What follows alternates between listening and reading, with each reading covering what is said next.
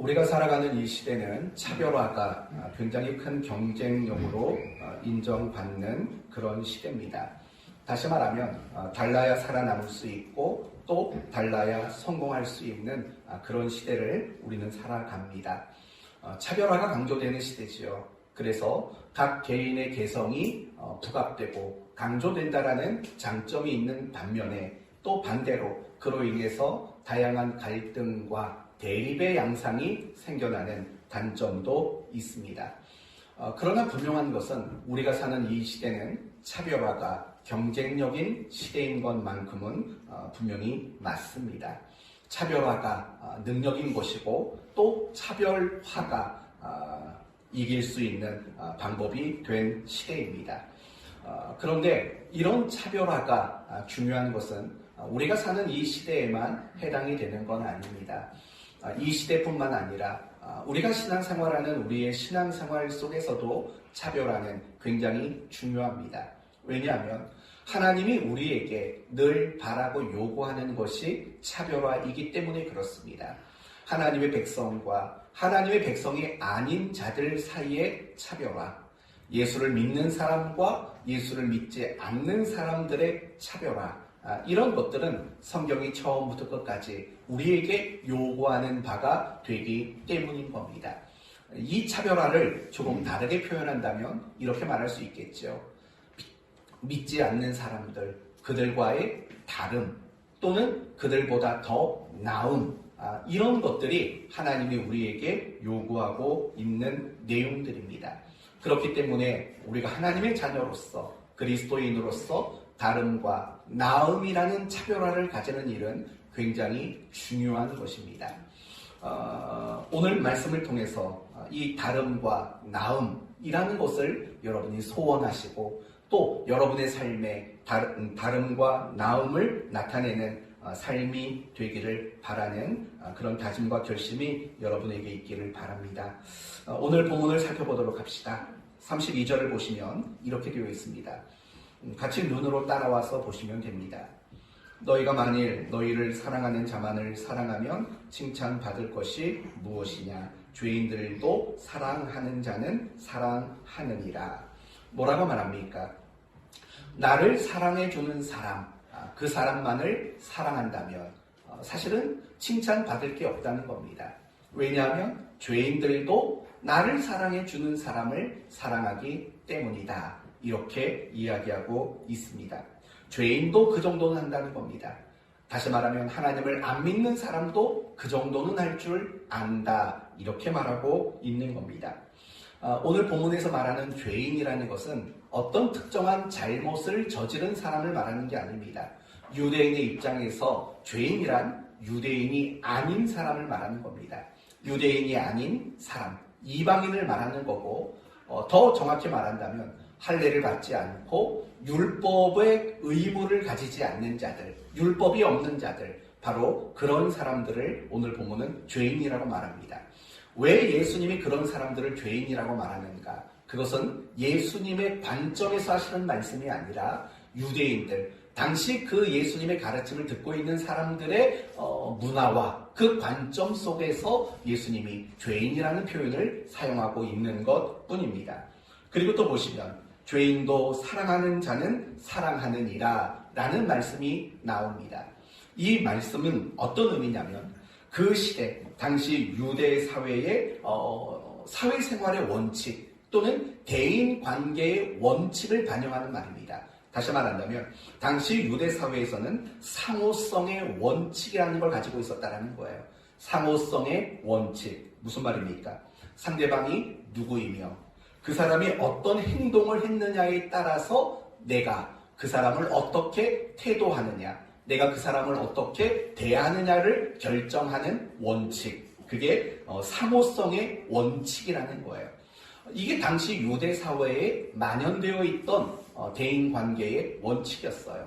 그래서 늘 그들은 이런 사고방식을 가졌죠. 눈에는 눈, 이에는 이라는 이것이 바로 상호성의 원칙을 반영하는 가장 대표적인 내용인 거예요. 저 사람이 나를 눈을 해하면 나도 그 사람의 눈을 해하고 저 사람이 나의 일을 해야 하면 나도 그 사람의 일을 해야 한다. 행동하느냐에 따라서 나도 그 사람을 똑같이 행동한다. 이게 바로 상호성의 원칙이었습니다. 이것이 당시 유대 사회의 문화였고 관습이었던 겁니다. 더 나아가서 당시 유대를 통치했던 로마 사회 역시 항상 이 상호성의 원칙을 가지고 사회를 이끌어가는 토대로 삼았던 겁니다. 사실 오늘날도 마찬가지고 각 시대마다 모든 사람들과의 관계 속에서 이 상호성의 원칙은 여전히 존재하고 있는 것 같습니다. 우리도 마찬가지인 거죠. 뭐 농담 삼아 얘기를 한다면 내 잔치에 저 사람이 5만 원 부주를 하면 그 사람의 잔치에 갈 때도 우리는 7만 원, 10만 원을 하는 법이 없어요. 우리도 내가 받은 만큼만 부주를 하게 되는 그런 문화 속에 우리는 있지 않습니까? 그런 것들이 상호성의 원칙이라는 거예요. 상호성의 원칙. 그리고 그 상호성의 원칙을 오늘 본문에서는 죄인도 그와 같이 하느니라 라는 말로 표현하고 있는 겁니다. 여하튼 중요한 것은 그거예요. 나를 사랑하는 사람만 내가 사랑해 준다면 하나님이 칭찬해 줄 게 없는 거예요. 왜요? 그 시대 모든 사람이 그 정도는 하니까 칭찬받을 게 없다. 이렇게 말하죠. 다음 33절을 보십시오. 너희가 만일 선대하는 자만을 선대하면 칭찬받을 것이 무엇이냐? 죄인들도 이렇게 하느니라 라고 말해요. 이런 말인 거죠. 나에게 잘해주는 사람에게만 잘해준들 무슨 칭찬을 받겠느냐? 칭찬받지 못한다. 왜냐하면 그 시대 그 누구라도 그 정도쯤은 할 수 있다. 이렇게 이야기하는 겁니다. 다음 34절. 너희가 받기를 바라고 사람에게 구워주면 칭찬받을 것이 무엇이냐? 죄인들도 그만큼 받고자 하여 죄인에게 구워주느니라. 여러분 이 말은 무슨 말이냐면 이런 뜻인 겁니다. 누군가에게 이자를 받으려고 돈을 빌려주거나 또는 누군가에게 무언가를 빌려줄 때 되돌려 받을 마음을 가지고 빌려준다면 칭찬받을 게 뭐가 있겠느냐라는 거예요. 왜냐하면 누구라도 마찬가지 아니겠어요? 누구한테 돈을 빌려주면 반드시 이자 받을 마음에 빌려주는 거죠. 또 누군가에게 어떤 물건을 빌려준다면 그 물건을 되돌려 받을 마음을 가지고 빌려주는 거예요. 그게 모든 사람들의 모습인 거죠. 누구라도 그 정도쯤은 할 수 있다는 거예요. 돈을 빌려주면서 이자를 준다는데 안 빌려줄 사람이 누가 있겠습니까? 어떤 물건을 빌려가면서 내가 반드시 되돌려 주겠다라는 확답이 없는데 빌려줄 사람이 누가 있겠습니까? 누구라도 그 정도는 한다는 겁니다. 그렇기 때문에 그렇게 해서는 하나님께 아무런 칭찬을 받을 수 없다. 이렇게 말씀하고 있는 겁니다. 그렇다면 여러분, 이 오늘 본문의 세 가지 예시를 한번 생각해 보십시오. 나를 사랑해 주는 자만을 사랑한다면 칭찬받을 게 뭐가 있냐? 나를 선대하는 자들에게만 선대를 한다면 칭찬받을 게 뭐가 있겠느냐?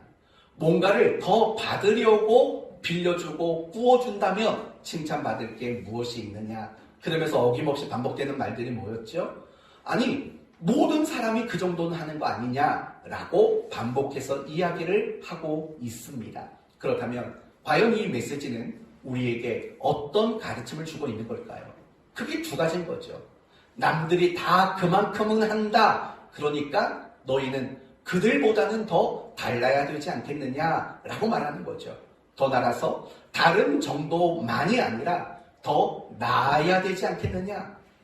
다름과 나음 이런 것들이 너희에게는 있어야 되지 않겠느냐. 이렇게 이야기하고 있다라는 거예요. 그래서 35절을 보면 이런 말이 나오는 거예요.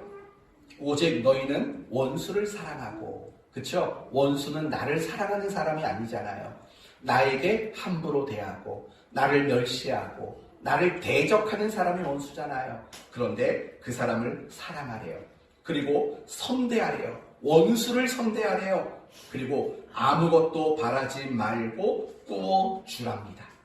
이자는 주겠지. 이런 생각도 하지 말고, 빌려간 물건 되돌려 주겠지라는 기대도 없이 그저 구워주고 빌려주어야 한다. 이렇게 말하고 있는 거예요. 그러니까 이 35절 그 말씀 자체가 사실은 오늘 설교의 가장 중요한 내용들을 담고 있는 거예요. 달라야 한다, 더 나아야 한다, 이렇게 말해주고 있는 겁니다.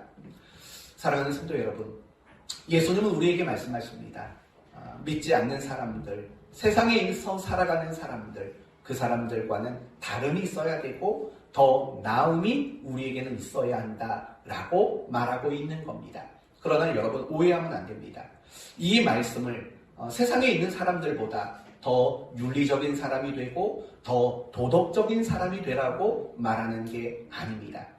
더 정확히 말한다면 성경은 그 어느 곳에서도 우리를 도덕적인 사람이 되라고 가르친 적이 없어요. 성경은 그 어떤 곳에서도 우리가 윤리적인 사람이 되라고 말한 적이 없다는 사실을 알고 계십니까?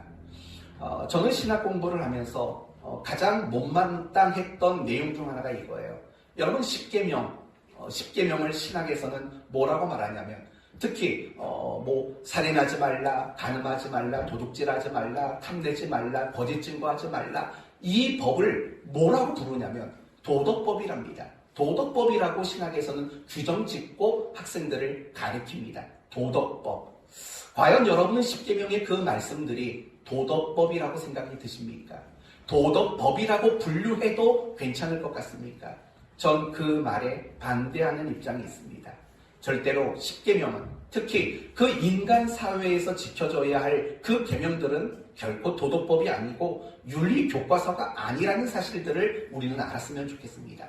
그 부분을 여러분에게 좀 확인시켜 드리겠습니다. 여러분, 윤리와 도덕, 그것이 만들어낼 수 있는 최고의 수준은 뭐라고 생각하십니까? 윤리와 도덕. 아까 말씀드렸던 몇 가지 예를 다시 들어볼게요. 살인하지 말아라, 간음하지 말아라, 도둑질하지 말아라, 거짓 증거하지 말아라, 이웃의 것을 탐내지 말아라. 여러분, 이런 것들을 우리가 윤리와 도덕이라고 생각한다면 과연 그것들이 만들어낼 수 있는 최고의 결과물은 무엇이라고 생각하십니까? 저는 그 모든 것들이 윤리와 도덕이 만들어낼 수 있는 최고의 것은 고작 이런 거라고 생각합니다. 남에게 해를 끼치지 않는 겁니다. 그거 이상은 만들어낼 수 있는 결과가 없는 거예요. 다시 생각해봐요. 간음하지 말아라.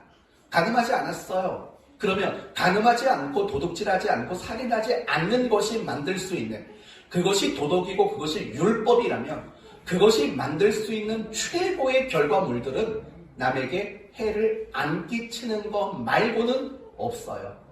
그렇지 않습니까? 결국 도덕과 윤리가 만들 수 있는 최고의 결과물은 남에게 해를 끼치지 않는 것. 사실은 그 정도 수준밖에 되지 않아요.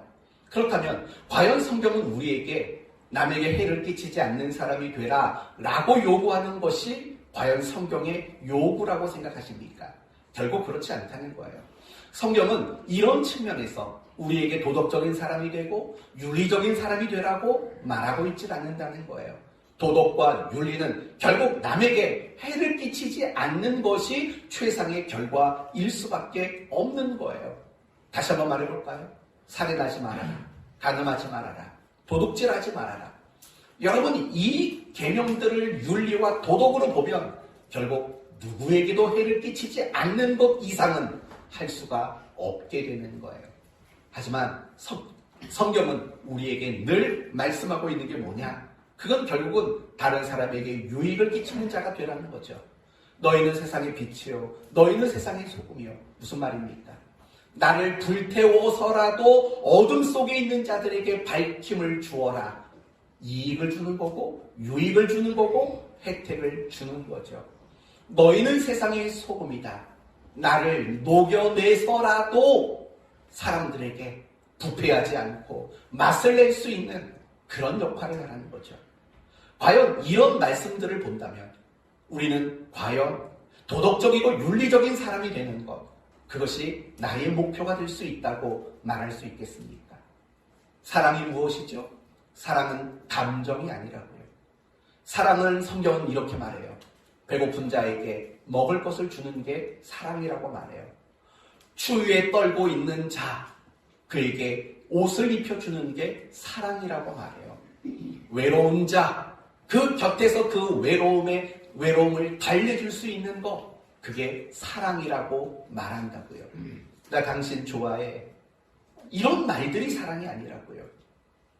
빛 좋은 게살구 같은 그런 달콤한 몇 마디 말이 사랑이 아니라고요. 사랑은 철저히 그 사람에게 이익을 주고 어떠한 혜택을 주는 것, 그게 사랑이라고요. 그래서 성경은 사랑을 무엇이라고 정의하냐면 사랑은 오래 참고, 사랑은 오래 참고로 시작하는 거예요. 그리고 그 사랑의 마무리의 내용이 뭡니까? 모든 것을 믿고, 모든 것을 참고, 모든 것을 견디느니라로 끝나는 거예요. 참 놀라운 표현인 거예요. 사랑이라는 것을 정의 내릴 때 오래 참는 것으로 시작해서 참고 견디느니라로 끝나는 거예요. 여러분, 왜 사랑을 이렇게 정의했을까요? 이유는 간단합니다. 참지 않으면, 견뎌내지 않으면 그 사람에게 유익을 줄 수 있는 다른 방법이 없기 때문이라는 거예요. 성경은 우리에게 남에게 해를 끼치지 않는 수준이 아니라 남에게 유익을 주고 남에게 어떤 혜택을 주는 사람이 될 것을 우리에게 끊임없이 그렇게 말씀하고 있는 거예요.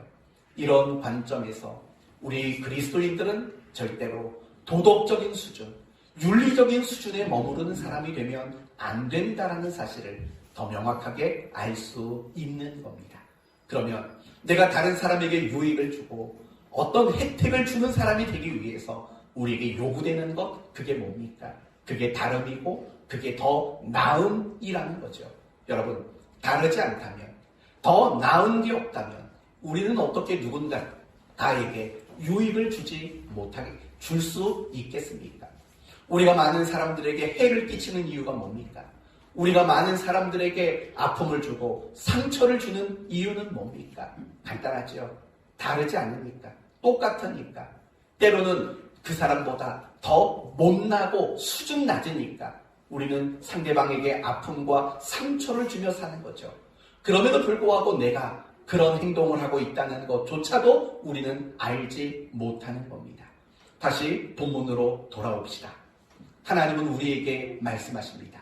세상의 사람들과 달라야 한다고, 세상 사람들보다 더 나음이 있어야 한다고 우리에게 말씀하고 있는 겁니다. 성경은 한결같이 처음부터 끝까지 우리에게 다름과 나음을 요구하고 있는 겁니다. 가장 대표적인 구절이 레위기 11장 45절입니다. 어떤 말씀입니까? 내가 거룩하니 너희도 거룩하라입니다. 내가 거룩하니 너희도 거룩하라. 표면적으로 본다면 우리는 거룩한 사람이 되어야 돼 라고 보여지는 게 맞습니다. 그러나 하나님이 우리에게 내가 거룩하니 너희도 거룩하라 이렇게 말씀하실 때에는 더 중요한 걸 말하는 거죠. 다름과 나음을 말하는 거예요. 이런 말인 거예요. 창조주인 내가 피조물인 너희와 너무 다른 것처럼, 너희보다 더 나은 것처럼 하나님 백성인 너희는 하나님 백성 아닌 자들과 그와 같이 달라야 되고 그와 같이 더 나음이 있어야 한다. 이게 바로 내가 거룩하니 너희도 거룩하라 라는 말씀의 교훈이고 가르침인 겁니다. 그리고 오늘 본문 역시 마찬가지예요. 36절 이런 말이 나오죠. 너희 아버지의 자비로우심과 같이 너희도 자비로운 자가 되라. 이런 뜻인 거죠. 하나님이 이 세상의 그 누구와 비교할 수 없을 정도로 자비로우신 분인 것처럼 그리스도인 또는 제자된 너희들은 세상에 안 믿는 사람들과 비교할 수 없을 정도로 자비로운 사람이 되어야 한다라는 말씀인 거예요. 표현하는 방법은 다르지만 의미하는 바는 사실은 똑같은 내용이라고 말하고 있는 거죠. 항상 하나님은 우리 그리스도인들이 세상에 살아갈 때 다르고 나음이 있는 이런 성도의 삶을 살기를 하나님은 바라시는 거죠. 그래서 하나님은 에녹에게 동행하시는 은혜를 주셨고 노아에게는 은혜를 주셨고 아브라함에게는 갈대아 우르를 떠나라고 말씀하셨고 야곱과는 씨름을 하신 거고 모세에게는 신을 벗으라고 말씀하신 거고 이스라엘 백성들에게는 십계명을 주신 거고 또 오순절 초대교회와 오늘날 우리 모든 성도들에게는 성령을 부어주신 거죠. 그 모든 이유는 다름과 나음을 만들어내는 그런 인물로 살아가기를 하나님이 바라고 원하시는 것입니다. 그렇다면 이제 우리 자신을 한번 점검해 볼 필요가 분명히 있습니다. 여러분은 예수 안 믿는 사람들 그리고 세상 사람들과 비교할 때 다름과 나음이라는 것을 가지고 계십니까? 여러분은 이 질문 앞에 누군가에게는 대신 말할 필요는 없겠지만 스스로는 대답할 줄 알아야 합니다. 내가 직장 생활할 때 나는 안 믿는 사람들이 분명히 그 안에 있을 텐데 나는 그들과 다름과 나음이 나는 있는가? 내가 사는 이 주변 마을에서 안 믿는 사람과 비교할 때 나는 다름과 나음이라는 것이 나는 있는가? 이걸 생각해 보셔야 됩니다. 혹시 여러분 교회 다니는 거 말고 다른 것은 없지 않습니까? 밥 먹을 때 기도하는 거 말고 다른 건 없지 않습니까? 교회에서 장로, 권사, 집사, 목사, 성도라는 또 다른 호칭을 가지고 있는 것 말고는 다름과 나음이라는 것이 도무지 없는 것은 아닙니까? 생각해 보십시오. 여러분이 살아가는 일터에서 여러분이 만나는 사람들 사이에서 나는 과연 다름과 나음이 있는가를 생각해 보세요. 만약에 없다면 여러분은 하나님이 그토록 바라고 원하는 것, 우리에게 요구하는 그 삶을 외면하고 등지고 무시하는 그런 말도 안 되는 삶을 우리는 살아가고 있는 거예요. 사랑하는 성도 여러분, 우리 모두는 모든 면에서 달라야 합니다. 예수 믿는 남편이잖아요. 예수 믿는 남편으로서 안 믿는 남편들과는 사뭇 달라야만 하죠. 적어도 나음이라는 게 있어야죠. 아내도 마찬가지예요. 내가 아내로서 정말 안 믿는 아내들과 다름과 나음이 있는가 생각해 보셔야죠. 부모의 입장에서도 마찬가지예요. 나는 부모로서 안 믿는 부모보다 더 다름과 더 나음이라는 것이 과연 있는가? 나는 정말 자녀를 양육할 때 세상의 기준과 세상의 가치관을 따라가지 않고 신앙의 가치관을 가지고 나는 내 아이를, 내 자녀들을 양육하고 있는가 생각해 보셔야죠. 그것만이 아니죠. 돈에 대한 생각도 달라야죠. 우리가 그리스도인으로서 돈에 대한 생각, 안 믿는 사람과 달라야 되고 더 나음이라는 게 있어야 돼요. 그렇지 않을까요? 내가 직장을 다니는 이유, 내가 무엇인가를 더 많이 가지려고 하는 이유, 달라야죠. 내가 어떤 일을 맡은 자로서 그 책임감도 사실은 달라야죠. 세상에 안 믿는 사람들이 책임감 없이 행동할 때도 우리 예수 믿는 사람들은 어디서든지 정말 책임감 있는 행동을 할 줄 알아야 하지 않습니까? 약속을 지키는 문제도 마찬가지죠. 세상 사람들이 약속을 안 지키는 그런 모습일지라도 우리는 우리에게 주어진 그 약속한 바를 지켜낼 수 있는 사람이 되어야 하지 않겠습니까? 말하는 것, 행동하는 것, 생각하는 것, 사람을 대하는 모든 태도, 이 모든 것들이 다 달라야 되고 적어도 그들 믿지 않는 사람들보다는 더 나음이라는 것이 그 속에 묻어져 있어야 마땅한 일 아니겠습니까? 내가 어떤 어려운 일을 만나고 내가 어떤 문제를 만났을 때도 그것을 대처하는 방법이, 모습이 세상 사람들보다 더 다르고 나음이 있는 그런 모습이어야 합니다. 지금부터 여러분에게 충격적인 얘기를 드리겠습니다. 지금 저는 여러분에게 하나님이 우리에게 요구하는 것이 다름과 나음이라고 말씀을 드렸습니다. 그러면 여러분의 신앙의 수준 어떻게 확인하면 좋을 줄 아세요? 바로 그걸로 확인하시면 돼요. 나는 다름과 나음이 있는가? 그게 100% 여러분의 수준입니다. 여러분이 아무리 기도를 잘하고 아무리 성경을 많이 알아도 그게 여러분의 수준이 아니에요. 정말 여러분의 수준은 여러분이 살아가는 자리에서 세상 사람들, 그들보다 오늘 본문식대로 말한다면 죄인들도 그 정도는 한다라는 그 말씀에서 벗어나 있어야 되는 거예요. 나는 얼마나 다른가? 나는 얼마나 더 나은가? 그게 나의 신앙과 나의 믿음의 현 주소라는 사실을 우리는 알아야 된다는 거예요. 사실은 이 말이 제가 여러분에게는 충격적인 말이 될 거라고 말했지만 별로 충격받아 보이지는 않아요. 그게 별로 관심이 없으니까. 내가 그리스도인으로서 세상에서 다르고 나음을 가지고 살아가는 것, 큰 관심이 없고 그걸 중요하다고 생각하지 않기 때문에 여러분은 충격을 안 받으실 거예요. 혹 여러분 가운데 그 말에 충격을 받은 분이 있다면 저는 그분에게는 박수를 쳐드리고 싶어요. 정말 훌륭한 분이신 거예요. 우리가 그리스도인으로 이 땅을 살아간다라는 거, 그건 예배 몇 번 더 나오는 싸움이 아니고 성경 몇 장 더 읽는 싸움이 아니고 기도 몇 시간 더 했느냐의 싸움이 아니라고요. 가만히 보면 우리는 무슨 싸움을 하는 줄 아세요? 똑같이 예수 믿는 사람들 안에서 누가 성경 많이 봤냐, 누가 교회 일 많이 했냐, 누가 헌금 많이 했냐, 누가 기도 많이 했냐, 우리는 고작 이런 싸움을 하고 있다고요. 그런 싸움 하지 마세요. 그건 말도 안 되는 싸움이고 유치 찬란한 싸움인 거예요. 우리의 싸움은 어디에 있는 줄 아세요? 내가 세상을 살아가면서 그 사람들과 나는 얼마나 다른가, 나는 얼마나 더 나음이 있는가, 이 싸움을 하시라고요. 우리는 이런 싸움은 안중에도 없어요. 그래서 교회 안에서는 뭔가 열심히 잘하는 믿음 좋은 사람처럼 늘 보이지만 교회 밖에 나가면 멱살 잡고 싸우고 맨날 욕이나 하고 다니고 남 허밍담이나 하고 다니고, 그게 우리의 모습이라고요.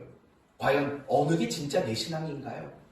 교회 안에서 잘하는 게 진짜 내 신앙인가요? 아니면 교회 밖에서 말도 안 되는 행동과 말과 이런 걸 저지른 게 내 신앙의 진짜 모습인가요? 어느 쪽이 진짜일까요? 저는 물어본다면 두 번째 거라고 생각합니다. 밖에서 어떻게 사느냐, 그게 저는 진짜 여러분의 신앙이라고 생각합니다. 사랑하는 성도 여러분, 이 말이 좀 기분이 좀 나빴으면 좋겠어요. 근데 하나도 기분 나빠하지 않으니까 도리어 제가 더 기분 나빠요. 무슨 말인지 아시겠어요? 여러분이 어떤지를 점검해 보십시오. 다름이 있는가, 나는 나음이 있는가 스스로 생각해 보십시오. 어쩌면 여러분은 끝까지 오리발 내밀지도 몰라요. 목사님, 난 아직도 모르겠는데요. 몰라요? 참. 그러면 알게 해드릴게요. 여러분이 다름이나 나음이 있는가 없는가 여부를 확인하는 정말 좋은 방법이 있어요. 뭐냐면 기쁨이라는 거예요. 기쁨. 여러분이 그리스도인으로서 항상 내게 기쁨이라는 것이 있는가, 이걸 점검해 보면 다름, 나음, 이것의 유무를 충분히 확인할 수 있어요. 왜냐하면요, 우리 그리스도인에게 주어지는 모든 기쁨의 원천은 다름과 나음이 근거되기 때문에 그래요. 다시 말한다면 그리스도인이 기뻐할 수 있는 그 근거는요, 결국은 다름과 나음이라는 그 모습 속에서 기쁨이 주어져요. 예를 들면 사도행전 앞부분을 보시면 초대교회 성도들이 얼마나 많은 박해를 받았는지 여러분 아실 거예요. 많은 걸 빼앗겼고요. 많은 사람들이 목숨을 잃었고 많은 사람들이 매를 맞았어요. 그런데 이상한 건 뭐냐면 그 사도행전의 이야기, 박해와 어려움을 겪는 그 이야기 속에 어김없이 등장하는 말들이 있어요. 그게 뭐냐면 기쁨이 충만하더라. 심지어는요, 끌려가서 매를 맞고 나오는 그 길에도 이렇게 말해요. 내가 능욕을 받는 자가 된 일로 인하여 기뻐하노니 라는 말을 써요. 결국 무슨 말인 거 아니? 성경이 우리에게 말하는 기쁨은요, 돈을 많이 벌어서 주어지는 기쁨이 아닌 거예요. 뭔가 잘 돼서 얻어지는 기쁨이 아니에요. 성경이 철저히 우리에게 주시겠다고 약속한 기쁨은요, 어디서부터 흘러나오냐면 내가 믿지 않는 사람들의 모습과 다른 것, 더 나음이 있는 그 자리에서 사실은 기쁨이 흘러나오게 되어 있는 거예요. 다시 말하면 기쁨이라는 것은 세상의 조건을 따라가지 않아요. 성경이 말하는 기쁨은 세상의 조건을 따라가지 않고 다름과 나음이라는 나의 상태를 따라간다는 것을 잊지 말아야 돼요. 그러니까 이 말은 이런 말이기도 해요. 내가 그리스도인인데 재미도 없고 살 맛도 안 나고 기쁨이 없다. 결국 그것은 무엇이냐면 적어도 그 순간 우리의 모습은 다름과 나음이라는 것이 없기 때문이라는 거예요. 그렇기 때문에 여러분의 삶에 항상 기쁨이 있는가 없는가 그것만 점검해 봐도 내가 다름과 나음이 있는지를 확인할 수 있는 좋은 근거가 될 겁니다. 그렇다면 이제 첫 번째는 끝났어요.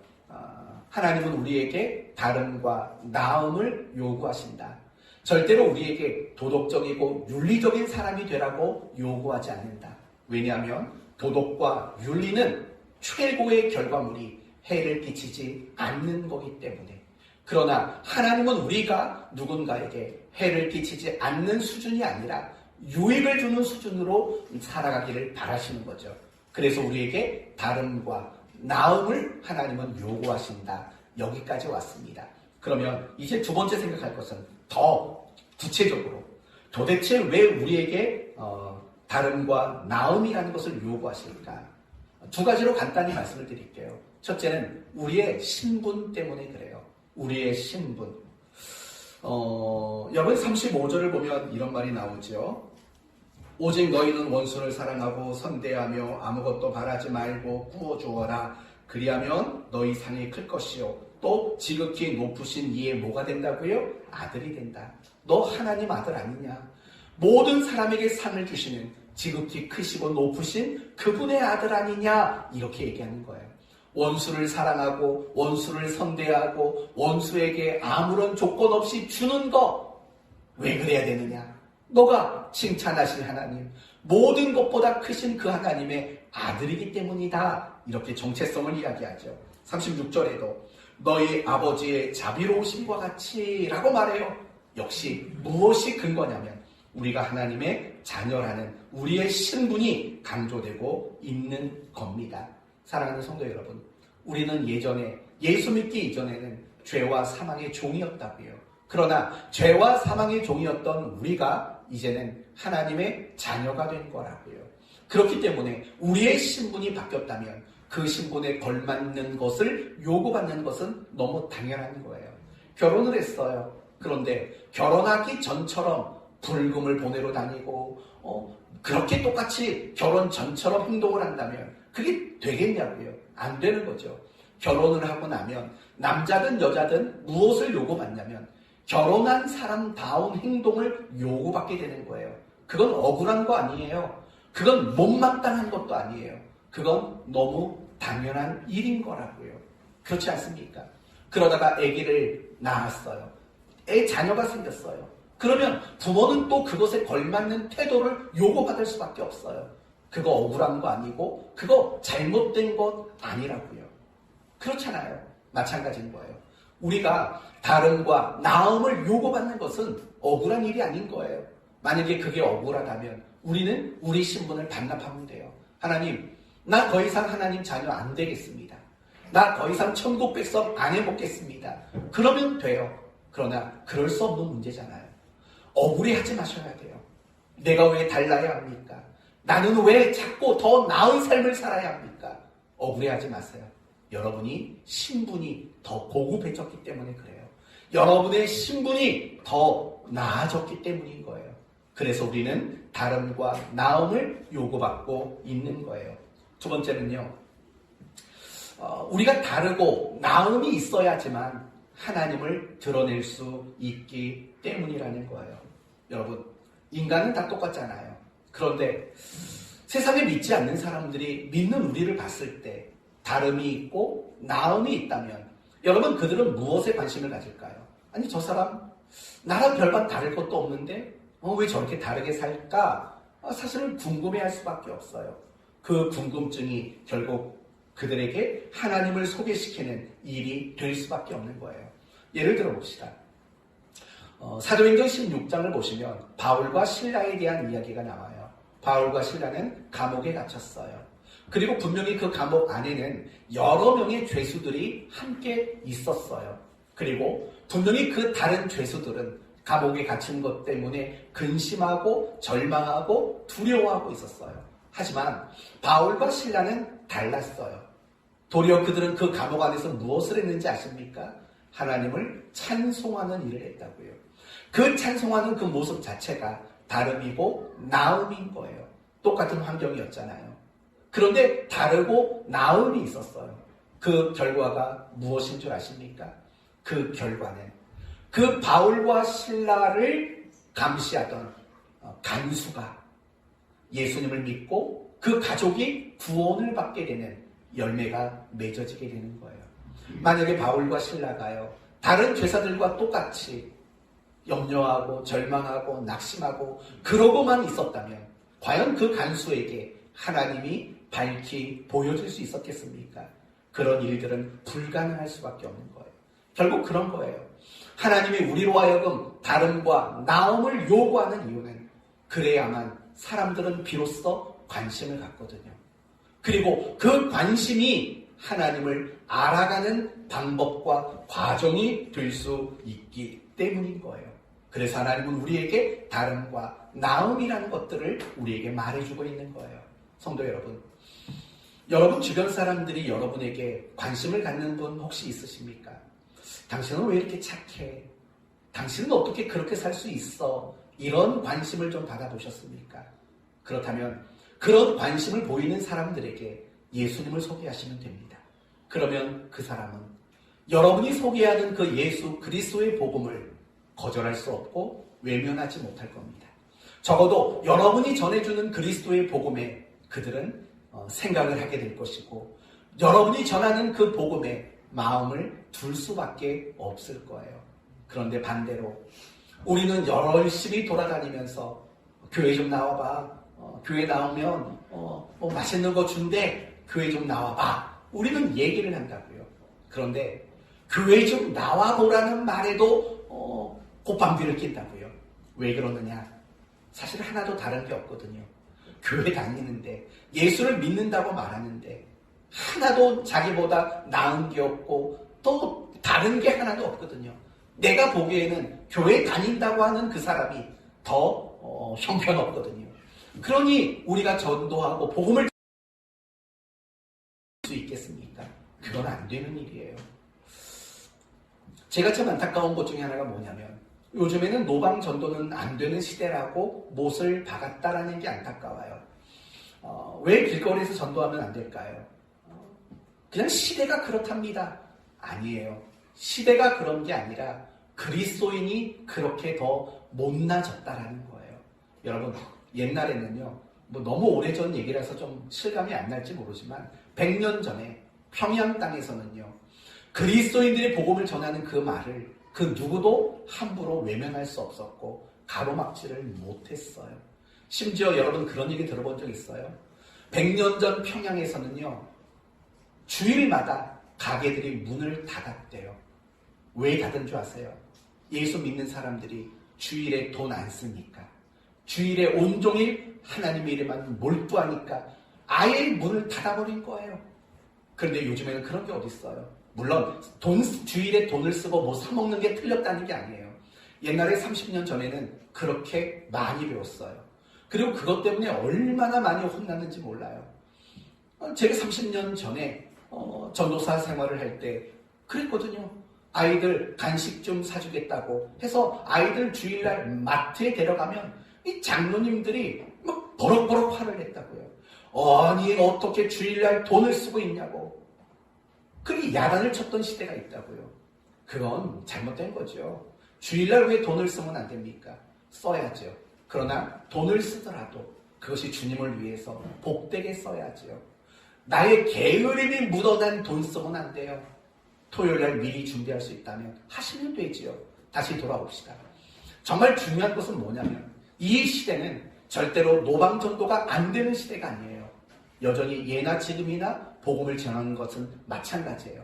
단지 그런 방법을 사용하는 사람들이 더 이상 신뢰가 가지 않기 때문인 거예요.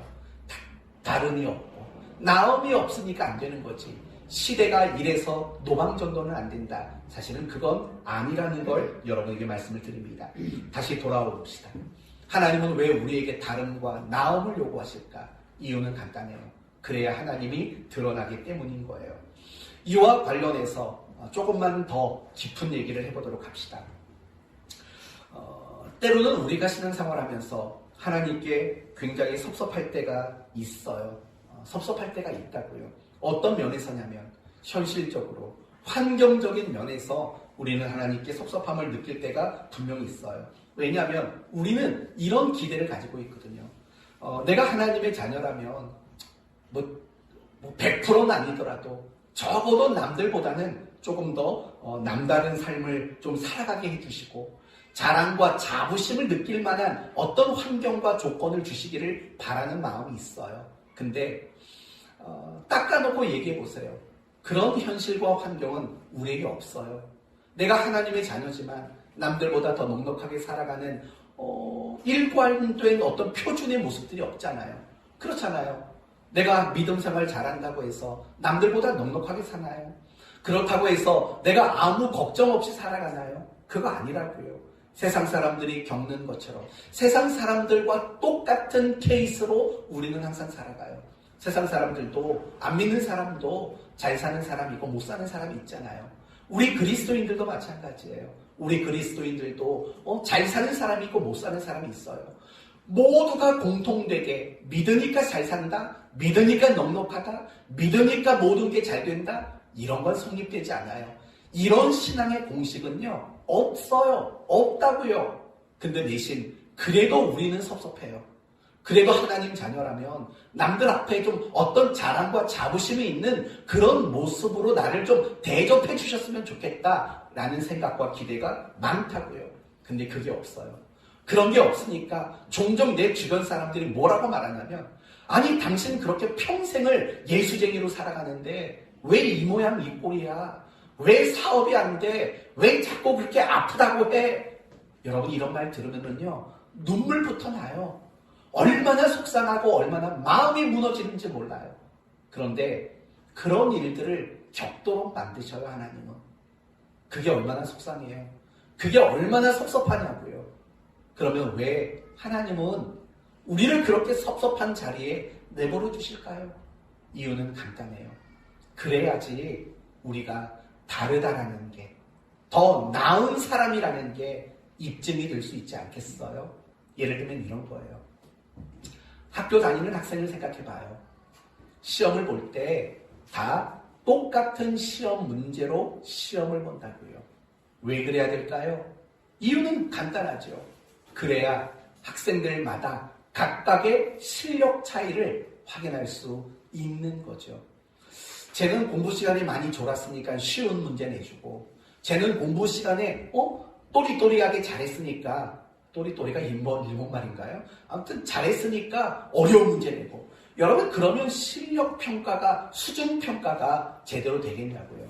그건 제대로 될 수가 없는 거예요. 똑같은 문제를 마주해야지, 받아봐야지 실력 차이를, 다름을, 나음을 확인할 수 있는 거예요. 공부 못하던 애가 어느 날 갑자기 중간고사에서 점수가 엄청 잘 나왔어요. 그러면 주변에 있는 학생이나 학부모들은 뭐에 관심이 많을까요? 쟤 어떻게 공부했대? 또 어떤 궁금증이 생길까요? 쟤 어디 학원 다닌대? 그렇잖아요. 또 이런 거죠. 쟤 누구한테 과외를 받는데? 이런 데 관심을 가질 수밖에 없는 거예요. 그러니까 학부모들끼리 서로 맨날 연락 주고받으면 무슨 얘기가 오고 하는지 아세요? 학원 어디냐? 어떤 선생님이 잘 가르치느냐? 우리는 이런 걸 물어본다고요. 왜요? 그 학원, 그 선생님한테 배운 사람들이 실력이 좋으니까. 마찬가지 케이스라는 거예요. 내가 세상 사람들과 똑같은 현실과 환경 속에 살아가지만 내가 다름을 나타내고 더 나음을 나타낸다면 세상 사람들은 물어보겠죠. 쟤 어디 학원 다녀? 쟤 누구한테 배웠어? 그럼 우리는 뭐라고 대답하면 되는 거예요? 하나님, 교회라는 학원을 다니고 하나님이라는 과외 선생님께 배운다고 말하면 되는 거예요. 그런 걸 위해서 하나님은 항상 우리에게 다름을, 더 나음을 하나님은 요구하고 있는 거예요. 그렇기 때문에요. 여러분의 삶 속에서 현실적으로 어떤 환경적인 이유로 섭섭함이 느낄 때 그 섭섭함은 접어두셔야 돼요. 그리고 섭섭함이 아닌 내 다름과 나의 더 나음을 나타낼 수 있는 기회로 삼을 수 있는 여러분 모두가 될 수 있기를 바랍니다. 이제 끝으로 말씀드리고 마치겠습니다. 결국 우리에게 오늘 요구되는 메시지는 간단해요. 다름과 나음이 있어야 된다라고 오늘 메시지는 우리에게 말하고 있어요. 그렇다면 어떻게 해요? 어떻게 해야 다름과 나음을 나타낼 수 있을까요? 세 가지로 말씀을 드립니다. 첫째는 내가 그리스도인이라는 분명한 정체성을 가지는 일이 분명히 필요합니다. 여러분, 왜냐하면 자기 정체성이 그 사람의 삶을 결정하기 때문에 그래요. 요즘에 자주 이슈가 되는 것들이 뭐냐면 성 정체성의 혼란을 겪는 사람들이 많이 있다는 거예요. 뭐냐면 태어날 때는 남자로 태어났고 또 태어날 때는 여자로 태어났어요. 그런데 자기를 거꾸로 생각하는 거예요. 남자인데 나는 여자라고 생각하고 여자인데 나는 남자라고 생각해요. 몸은 남자고 여자지만 그렇게 성 정체성에 대해서 혼동하는 사람들이 많아진다고요. 그러면 그 사람들의 행동 방식은 어떻게 나타날 것 같아요? 남자인데 나를 여자로서의 정체성을 가진 사람들은요, 여자처럼 행동하게 되어 있어요. 여러분, 금쪽 같은 내 새끼라는 프로그램 아시죠? 그 프로그램에 보면 얼마 전에 그런 케이스가 나온 적이 있어요. 이 아이는 남자아이예요. 그런데 그 위에 누나가 셋인가 넷이 있어요. 근데 어느 순간부터 이 아이가 치마를 입기 시작하는 거예요. 그리고 어느 순간 이 아이가 자꾸 핑크색 옷만 입는 거예요. 뭘 말했냐면 성 정체성에 대한 혼동이 왔다는 거예요. 자기가 몸은 남자인데도 여자인 것처럼 스스로가 인식을 하게 되는 자기 정체성이 혼란이 온 거예요. 그 결과가 치마를 입고 핑크색 옷을 좋아하는 아이, 그리고 온갖 액세서리를 달고 다니는 걸 좋아하는 그런 아이로 바뀐 거예요. 종종 해외 토픽 같은 데 보면 이런 얘기 나오잖아요. 정글 같은 데 숲속에서 밀림에서 아이를 하나 발견했다. 근데 이 아이가 하는 행동이 다 늑대처럼 하더라. 늑대처럼 소리를 내고 늑대처럼 걸어다니고 늑대처럼 먹고 그랬더라. 이런 얘기를 해외 토픽에서 들어본 적이 있을 거예요. 왜 그러겠어요? 갓난 아이 때부터 뭐 죽지 않아서는 다행이겠지만 늑대 무리들 사이에서 키워진 거예요. 늑대의 젖을 먹고 늑대의 문화 속에 살아가는 거예요. 그러니까 이 아이는 인간임에도 불구하고 자신의 정체성은 뭐냐면 늑대인 거예요. 그러니까 늘 그 모든 행동들이 늑대처럼 되어질 수밖에 없는 거예요.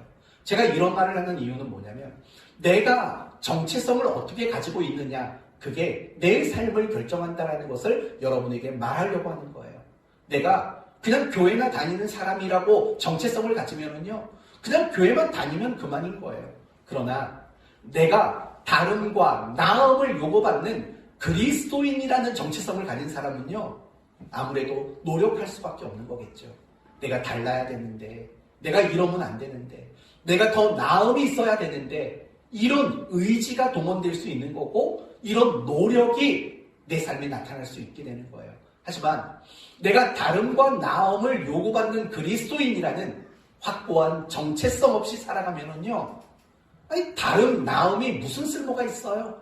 그냥 똑같이 교회 가서는 신자처럼, 세상에서는 세상 사람들처럼 그렇게 살아가는, 그게 너무나도 당연하고 이상하지 않는 그런 삶이 만들어질 수밖에 없다라는 거예요. 사랑하는 성도 여러분, 사실은 오늘 이 설교를 준비하면서 여러분에게 이걸 시키려고 했어요. 가슴에 손을 얹고 외쳐봅시다. 나는 하나님의 자녀입니다. 나는 그리스도인입니다. 라고 외쳐보라고 하려고 마음을 먹었는데 그건 안 하고, 그렇지만 마음에 다짐을 하셔야 돼요. 난 그리스도인이지. 난 다름과 나음을 요구받는 그리스도인이지. 나는 신자지, 자녀지 라는 이 분명한 정체성을 여러분 모두가 회복했으면 좋겠어요. 전 이 부분이 너무 중요하다고 생각해요. 내 정체성이 그리스도인으로서 분명하지 않으면 절대로 아무리 여러분이 많은 설교를 들어도, 아무리 여러분이 신앙의 잔소리를 들어도 그리스도인으로 살아갈 수가 없는 거예요. 다시 한번 명확하게 하세요. 나는 그리스도인이라는 거. 늘 다름과 나음을 요구받는 그리스도인이라는 이 정체성이 여러분 모두에게 분명히 있어야 합니다. 두 번째, 정체성만 가지고 있어서는 안 돼요. 그 정체성을 활용할 수 있는 무엇인가가 필요해요. 그건 더 높고 엄격한 기준이라는 게 필요해요. 여러분, 모든 사람들은요, 자기만의 기준을 가지고 살아가요. 그리고 그 기준이 결국에는 삶을 정하게 되어 있어요. 어떤 사람은요, 약속을 하면 약속 시간에 미리 나가는 것이 기준인 사람이 있어요. 그런데 어떤 사람은 약속 시간에 딱 맞춰서 나가는 게 기준인 사람이 있어요. 그렇다면 여러분, 누가 더 약속을 잘 지킬 것 같습니까? 미리 나가는 게 기준인 사람이 약속을 잘 지킨다고요. 그렇죠? 결국 기준이 삶을 만드는 거예요. 우리의 신앙생활도 마찬가지예요. 나의 신앙의 수준도 결국에는요, 내가 어떤 기준을 가지고 살아가느냐, 이게 정하게 되어 있는 거예요. 이게 정하는 거라고요. 내가 다름과 나음이라는 것을 나타내 보이기 원한다면요, 여러분의 신앙의 기준부터 점검할 필요가 분명히 있는 거예요. 여러분의 그 기준이 여러분의 신앙의 모습과 신앙의 태도와 신앙의 열심을 사실은 결정하게 되기 때문인 거예요. 오늘 본문을 보세요. 오직 너희는 원수를 사랑하고 선대하며 아무것도 바라지 말고 구워 주어라. 원수까지도 그렇게 하라 라고 세상 사람들보다도 더 엄격하고 더 높은 기준을 제시한다고요. 심지어 36절은 너희 아버지의 자비로우심과 같이 너희도 자비한 자가 되라. 심지어 우리에게 기준을 어디까지 끌어올리냐면 하나님만큼 우리를 기준을 끌어올리고 있다고요. 이 기준이 끌어올라가지 않으면은요, 우리는 다름과 나음이라는 것을 나타낼 수가 없는 거예요. 그래서 마태복음 5장에 보시면 이렇게 말을 해요. 살인하지 말라라는 이 말씀을 예수님이 어떻게 해석을 하시냐면 이렇게 말해요. 나는 너희에게 이르노니 형제에게 노하는 자마다 심판을 받게 되고 형제에 대하여 나가라 하는 자는 공회에 잡혀가게 되고 미련한 놈이라는 자는 지옥불에 들어간다. 무슨 말이냐면 살인을, 보통 사람들은 살인의 기준이 뭐죠? 그 사람 죽었냐 안 죽었냐예요. 죽였냐 안 죽였냐가 기준이라고요. 근데 예수님이 자기 제자들에게, 자기 백성들에게 제시한 살인의 기준은 뭐냐면 이거예요. 화를 내는 거. 또 그 다음은 뭐냐면 미련한 놈이라고 말하는 거. 그리고 그 다음에는 라가라 말하는 거. 여러분, 이 라가라는 말을 우리식 단어로 표현하면 이 멍청한 놈이라는 거예요. 그렇게 표현하고 그렇게 말하는 것이 살인이라고 기준을 올려놓으셨다고요. 또 예수님은 이렇게 말씀하셨어요. 간음하지 말라. 보통 세상 사람들이 간음이라는 것은 뭐예요? 부부라는 합법적인 관계 이외에 이루어지는 모든 성적인 문제들이 간음이라고요. 예수님이 제시하신 기준은 이거예요. 나는 너희에게 이르노니 음욕을 품고 여자를 보는 자마다 이미 간음했다라는 거예요. 생각, 감정, 욕망, 욕구, 이런 것들까지도, 왜곡된 이런 욕구들까지도 간음이라고 그 기준을 끌어올린 거예요. 맹세라는 이야기를 가지고 이렇게 말해요. 너희는 맹세한 것은 반드시 지켜야 한다라고 말하지만 나는 너희에게 이르노니 아무것도 맹세하지 말라라고 되어 있어요. 여러분, 아무것도 맹세하지 말라라는 것은요, 누군가와의 관계에서 약속이나 맹세하는 것 자체를 금지하는 말이 아닌 거예요. 이 말은 무슨 말이냐면 이런 뜻인 거죠. 맹세가 필요 없는 사람이 되라는 거죠. 맹세가 필요 없는 사람. 여러분, 남자분들 혹시 있나요? 이태규 집사님? 다시는 내가 이런 행동하지 않겠습니다. 각서 써본 적 있으세요? 없어요. 문 장로님, 각서 써본 적 있습니까? 있답니다. 이 장로님, 각서 써본 적 있습니까? 다시는? 네. 최 집사님? 이동희 집사님? 주성노 선교님? 임 목사님? 장로님은 도대체 어떻게 사셨길래 우리가 왜 각서를 씁니까? 이유는 간단해요. 안 믿어주니까. 다시는 안 그럴게. 이게 마지막이야. 꼭 저도 각서 써본 사람처럼 말을 하죠. 그러니까 이 각서라는 거 쓰는 거, 무슨 계약서를 쓰는 거, 이유는 간단해요. 모든 사람이 약속을 지킨다면 그런 게 뭐가 필요가 있겠냐고요. 그런데 요즘 우리가 살아가는 시대를 보면은요, 각서, 계약서, 뭐 이런 게 엄청 많다고요. 그만큼 못 믿을 세상이에요. 믿지 못할 세상이라고요. 그러니까 이런 것들이 필요한 거예요. 예수님은 말씀하시죠. 너희는 아무것도 맹세하지 말아라. 다르게 말하면 이거죠. 너희 그리스도인들은 맹세를 요구받는 사람이 되지 말라는 거예요. 맹세가 필요 없는 사람이 되라. 그렇게 우리에게 말하는 거죠. 이것도 역시 기준을 끌어올리는 거예요. 맹세한 건 지켜라 라는 수준에서 맹세가 필요 없는 사람이 되라라고 그 수준을 끌어올리고 있는 거예요. 여러분은 그리스도인이에요. 무엇을 기준으로 살고 계신가요? 무엇이 여러분의 삶을 결정하는 근거가 되시나요? 돈은 아닙니까? 돈이 기준이면 여러분의 모든 삶은 돈 되는 쪽으로만 맞춰지게 돼 있어요. 여러분의 재미와 만족이 기준이면 여러분의 신앙생활 역시 재미와 만족이 아니고는 움직이지 않는 그런 신앙인이 될 수밖에 없는 거예요. 우리는 정말 그리스도인으로서 늘 엄격한 기준을 가지고 살아가야 돼요. 결국 엄격한 기준이란 단 한 가지예요. 하나님의 말씀인 거죠. 하나님의 말씀이 내 삶의 가장 유일한 기준이 되셔야 돼요.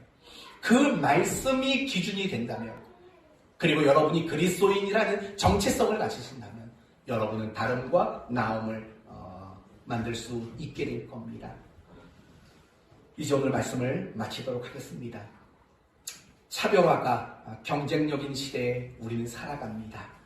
그리고 어떻게든 내가 남들과 다르다라는 것을 입증해 보고 싶은 그런 모습 속에 우리도 동참하고 있습니다.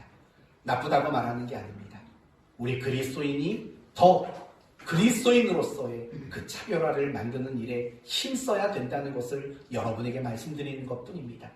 하나님은 우리에게 거룩하라고 말합니다. 하나님이 자비하신 같이 너희도 자비하라고 말씀하십니다. 다름을 요구하시는 거고 더 나음을 우리에게 요구하십니다.